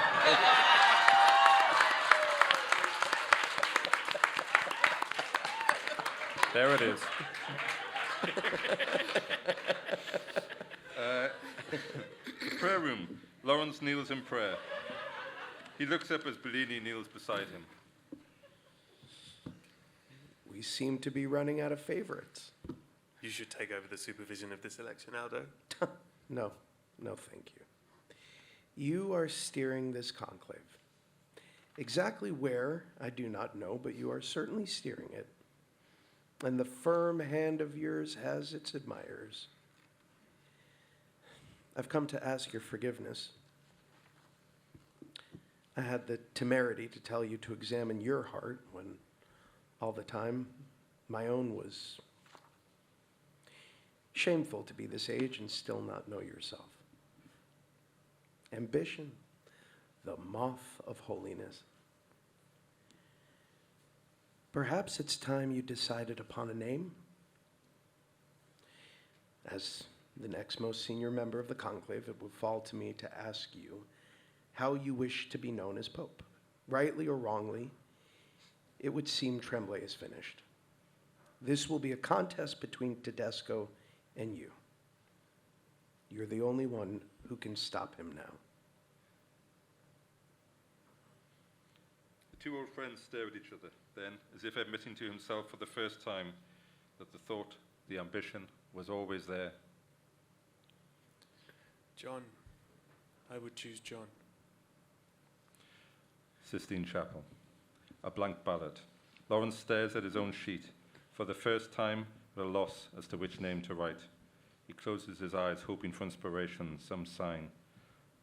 Nothing comes. He opens his eyes, looks up, and finds Tedesco watching him. The patriarch raises his eyebrows in amused complicity. Just you and me. Lawrence picks up his pen, feeling he no longer has a choice. Slowly he writes a name on the ballot. Lawrence. He stands and, holding the ballot above his head, walks down the aisle to the waiting chalice, knowing he is about to sin. I call as my witness Christ the Lord, who will be my judge, that my vote is given before God to the one who I think should be elected. He holds the ballot over the chalice, hesitates, and then he drops the ballot.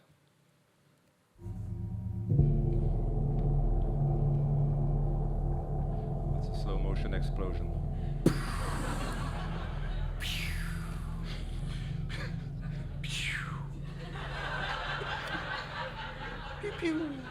A bass vibration throughout his body. The boarded windows are blasted in, raining glass down onto the chapel. For a moment, Lawrence stands stunned, wondering, almost hoping, that he's dead. Time slows. For the first time, bright morning light floods the former gloom of the chapel, and Lawrence finds himself dwarfed and pitiful before Michelangelo's vast fresco, The Last Judgment. The work burns brilliantly before him, Christ dividing the damned from the saved. He turns again and finds the doors at the end of the vestibule beginning to open, screeching across the glass-strewn floor. Two security guards, guns drawn, begin to push their way in. Frightened faces peer behind them. The Pauline Chapel, day. Close on a fresco, Michelangelo's Crucifixion of St. Peter. Lawrence stands staring at the huge fresco. St. Peter, about to be crucified upside down, cranes his neck upward, eyes us reproachfully. O'Malley pads down the chapel and joins him. Everyone has been taken to the Casa Santa Marta, Your Eminence. No one was seriously hurt, some cuts, that's all. Lawrence stares at the fresco for a moment. And outside, in the city, how bad is it? O'Malley passes him a sheet of paper. Lawrence reads it. Dear God. Casa Santa Marta, Aula. At 11:20 this morning, a car bomb exploded in the Piazza del something. Shortly afterwards, as people were fleeing the scene, an individual with explosives strapped to his body detonated himself. There are reports of further attacks in Louvain and Munich. The current death toll stands at 52. Hundreds have been injured.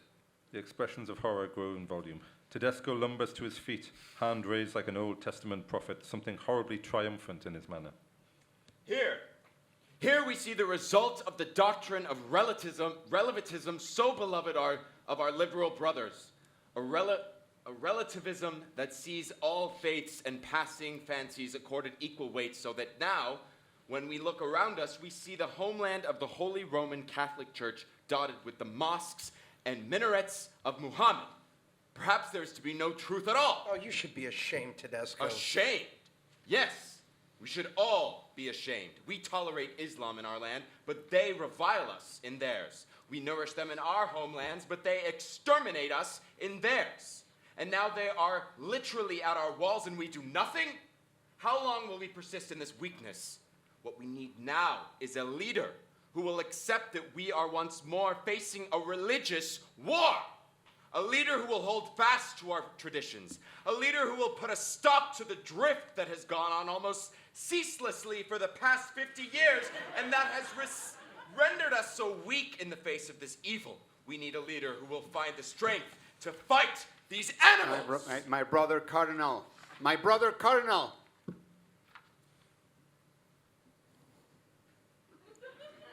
With respect, what do you know about war? I carried out my ministry in the Congo, in Baghdad, and Kabul. I have seen the lines of the dead and wounded, Christian and Muslim. When you say we have to fight, what is it you think we're fighting? You think it's those deluded men who have carried out these terrible acts today? No, my brother. The thing you're fighting is here, inside each and every one of us. If you give in to hate now, if we speak of sides instead of speaking for every man and woman, this is my first time amongst you, and I suppose it will be my last. Forgive me, but these last few days, we have shown ourselves to be small and petty men. We have seemed concerned only with ourselves, with Rome, with these elections, with power. But these things are not the church. The church is not a tradition. The church is not the past. The church is what we do next. Casa Santa Marta. A nun walks quickly away from the camera. Cardinals exit down steps. Nuns walk hurriedly past cardinals standing in small groups having animated conversations. 3 cardinals have a hushed conversation. Dozens of other cardinals in the background do the same. Nuns look at someone below. Small groups of cardinals continue their discussions. In the Casa Santa Marta, Lawrence sits alone, digesting the contentious gathering as a light drizzle of rain hits the pavement. Lawrence leads the cardinals from the hostel. Overhead, helicopters drone. Lawrence ignores them and opens up his umbrella. It has begun to rain. The mass of cardinals follow, walking in silence, a sea of white umbrellas. A sense of silent solidarity. Bellini arrives beside Lawrence. He takes his arm in his. The 2 friends look at each other, united again. They walk on. The Sistine Chapel. The broken glass has been swept away. A faint breeze blows through the space where the windows were. Lawrence stands at the microphone. The beginning of what he senses will be the final ballot of the conclave. O Father, so that we may guide and watch over your church, give to us, your servants, the blessings of intelligence, truth, and peace, so that we may strive to know your will and serve you with total dedication. For Christ our Lord. Amen. On Lawrence, sitting staring up at the painted ceiling high above. His gaze slips into the rows of cardinals, lingers a moment on Tedesco, Tremblay, Adeyemi, Benitez, Bellini. He feels a sudden wave of love for them all, in all their imperfection, the crooked timber of humanity. From outside comes a strange, soft sound, the rise and fall of an immense wave. The cardinals raise their heads, listening, puzzled, until they realize it's the sound of tens of thousands gathering in St. Peter's Square. Droplets of water are trickling down the shattered windows and down the stone walls. Lawrence watches the raindrops for a moment, then he picks up his pen, his mind suddenly calm, clear. A moment of grace. He begins to write. A montage. Ballots fall into the waiting urn. The ballots are pierced by the needle. The hands of the scrutineers take ballots from the urn and pass it along. The white cloth is smoothed over the table. The final urn of counted votes is placed at its centre. Still in slow motion, the cardinals rise one by one to their feet, applauding. A crowd of cardinals are gathering around someone, their backs to us. We push slowly through the crowd, which parts for us, until we reach the cardinal at the centre, the only seated man in the chapel, Benitez. Lawrence, having reached him, stares down at the slight figure. In the name of the whole College of Cardinals, I ask you, Cardinal Benitez, do you accept your canonical election as Supreme Pontiff? Benitez, as if he hasn't heard, continues to stare down at his feet, his face obscured by a tumbling lock of black hair. A long silence, a collective holding of fearful breath. If he should refuse. Do you accept?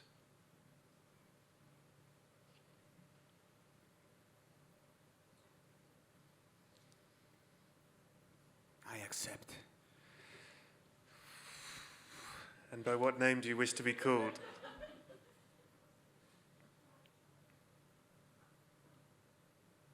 Innocent. No pope has derived a title from one of the virtues for generations. The applause of approval builds.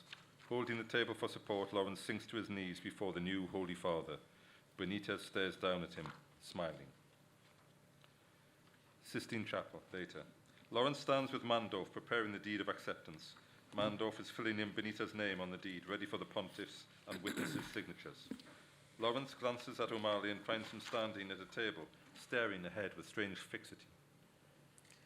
Monsignor, I'm sorry to interrupt you. Ray, I think you should start gathering the Cardinal's notes. The sooner we light the stoves, the sooner the world will know we have a new pope. Are you all right? It wasn't the outcome I expected. No, but it's wonderful all the same. If it's my position you're worried about, let me reassure you I feel nothing but relief. Our new Holy Father will be a much greater pope than I ever would have been. May I speak with you in private? Lawrence feels a stab of alarm. The Sala Regia, the two men stand alone. I'm sorry, Your Eminence. I should have told you this morning as soon as I found out. But then with everything that happened, and I didn't dream that Cardinal Benitez would come. Just tell me what's troubling you. I found out Switzerland, Cardinal Benitez's trip to Switzerland. Switzerland? You mean the hospital in Geneva? It wasn't a hospital. It was a clinic. A clinic for what? Sistine Chapel. Lawrence strides through the chapel towards the room of tears, the antechamber. He descends the stairs and crosses the sacristy, knocking on the door. Father Haas opens it a little and looks out at Lawrence in alarm. His Holiness won't get robed, Your Eminence. If you please, Father Haas. Haas steps hurriedly aside. Lawrence enters the little room. A pale Benitez sits on a narrow bench in the corner, hunched over, looking small. The papal tailor helplessly holds the white cassock of the Pope, not knowing what to do. May I speak to you alone? Of course. Surprised, Haas bows and leaves, closing the door behind him. Lawrence and Benitez remain for a moment in silence. I was waiting for you to come. You must tell me about this treatment at the clinic in Geneva. He's expecting anger, denial, but Benitez merely smiles gently. Must I, then? Yes, you must. Within the hour you will be the most famous man in the world, so tell me, what is your situation? My situation, as you call it, is the same as when I was ordained a priest. The same as when I was made a cardinal. But the treatment in Geneva? There was no treatment. I considered it, prayed for guidance, and decided against it. And what would it have been, this treatment? It was called a laparoscopic hysterectomy. What the A stunned Lawrence sinks into the nearest chair. After a moment, Benitez pulls up a chair across from him, their knees almost touching. You have to understand. When I was a child, there was no way of knowing my situation was more complicated. I was born to poor parents in a community where boys were more prized than girls. And the life in the seminary is, as you know, a very modest one. But the truth is, there simply was no reason to think I was different from the other young men. Then, in my late 30s, I had an operation to remove my appendix. And that was when the doctors discovered that I had uterus and ovaries. My chromosomes would commonly define me as being a woman. And yet I'm also, as you see me. It was a very dark time for me. I felt as if my entire life as a priest had been lived in a state of sin. Of course, I offered my resignation to the Holy Father. I flew to Rome and told him everything. He knew? Yeah, he knew. And he thought it was acceptable for you to continue as an ordained minister? Well, we considered surgery to have what you might regard as the female parts of my body removed. But the night before I was due to fly, I realized I was mistaken. I was who I had always been. It seemed to me more of a sin to correct his handiwork than to leave my body as it was. Then you are still... I am what God made me. And perhaps it is my difference that will make me useful. I think again of your sermon. I know what it is to exist between the world's certainties. Who knows about this, apart from O'Malley? Only yourself. And one other, of course. God. The Pauline Chapel, late afternoon. Lawrence sits staring blankly ahead, trying to absorb what he's just learned. Does it fundamentally change who Benitez is? He finds himself small in a place so vast, staring at the floor, trying to pray, hoping for guidance, some sense of connection. His mind remains numb. Suddenly he turns and stops, seeing a small turtle is working its way across the marble. Lawrence stares at the surreal sight, this little creature inching towards him. He walks to the turtle, picks it gently up. There's something so absurd about this. The Sistine Chapel vestibule. O'Malley places ballot papers and notes, any record of the conclave into the stove and lights them. Then he activates the chemical canister. His eyes are drawn slowly up the length of the flue to the point where it projects through the open window and out into the sky. In the Vatican grounds, Lawrence walks back to the fountain and places the turtle gently back into the water. And then he hears it. The distant roar of 250,000 voices, raised in hope and acclamation as they react to the white smoke now rising from the Vatican. Lawrence listens as the great wave of joy rolls on and on. Lawrence's bedroom. Lawrence packs his clothes and few belongings into his case. He looks up, hearing an electronic whine. The metal shutters at his windows are slowly ascending. He opens the window and looks outside, letting in the air and the sun. The cool winter breeze plays with the curtains. He smiles, content. In the exterior of the Casa Santa Marta, the shutters rise, letting in the evening light. In the office, the canary sits in his cage, reacting to the sound from outside. He begins to quietly chirp. The streets of Rome in the evening, deserted. A newspaper in the gutter, an abandoned car at the corner, next to it an old statue in crumbling marble under the heavy stream of a fountain. The store with the plastic pietas from the beginning. And suddenly there is Cardinal Lawrence, suitcase in hand, resting his gaze on the small statues. He heads down the street and disappears around the corner. We hold on the display, the pietas, the compassion of the woman cradling the man of sorrows. A near empty bar in a small cafe. On the counter, a cold espresso that someone didn't have time to finish. Behind it in the background, the faint flicker of a TV. The screen shows the balcony of St. Peter. The red shape of a cardinal steps through the curtains. Latin, Latin. A small figure in a white cassock steps out next to him, bowing his head in humble submission. And now we hear it, the roar rising to a deafening volume, the sounds of a distant celebration coming through the TV.